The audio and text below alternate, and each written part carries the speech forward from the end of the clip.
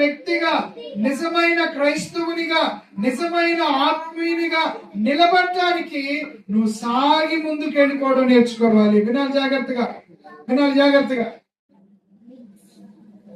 మీరు ఎదగాలి దేవుల్లో, బలంగా నువ్వు కొనసాగాలి ప్రభువులో. అది దేవుడు కోరుకునేటువంటి విషయం. దేవుడికి స్తోత్రం. హల్లెలూయా. ఎదగాలంటే ఏం చేయాలని చెప్పారు ఇక్కడ? 1 పేతురులో మనం చదివాం 2వ అధ్యాయంలో 3వ వచనంలో, ఒకసారి 2వ వచనంలో, వాక్యమును పాల వలన, అంటే ఒక వ్యక్తి భోజనం చేస్తే ఎలాగైతే అతని బాడీ పెరుగుతుందో, అతడు ఆరోగ్యంగా ఉంటాడో, అతని శరీరం, ఎముకలు పెరుగుతాయి, కండరాలు పెరుగుతాయి, అవయవాలు పెరుగుతాయి, అతని శరీరం ఎట్లాగైతే ఎదుగుతుందో అట్లాగే రోజుకు 3 మార్లు భోజనం శరీరానికి పెట్టి పెంచినట్లుగా మన ఆత్మ కూడా వాక్యం అనే భోజనాన్ని పెట్టాలి.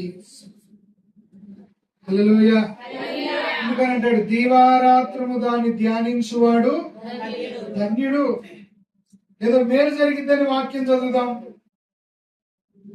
ఏదో లాభం వచ్చింది ఈ రోజు వ్యాపారంలోని వాక్యం చదువుదాం.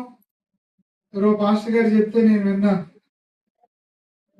కిరాణా షాప్ కాడికట ఎవరు రావట్లేదట, కొత్త కిరాణా షాప్ పెట్టి బైబిల్ తీసుకొని చదవంలోనే వచ్చేస్తున్నారట.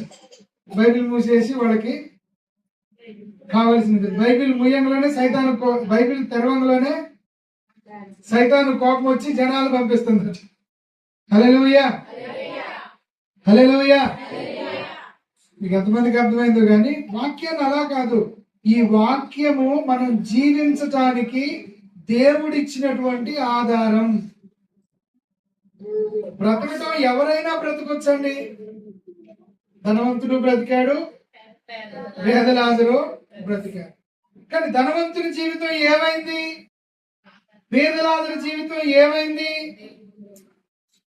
నువ్వు వద్దన్నా కాదన్నా జీవితం రోజులు కొనసాగుతాయి, కానీ జీవితాన్ని వాక్యానుసారంగా దిద్దుకోవడానికి నువ్వు ఆలోచన చేయాలి.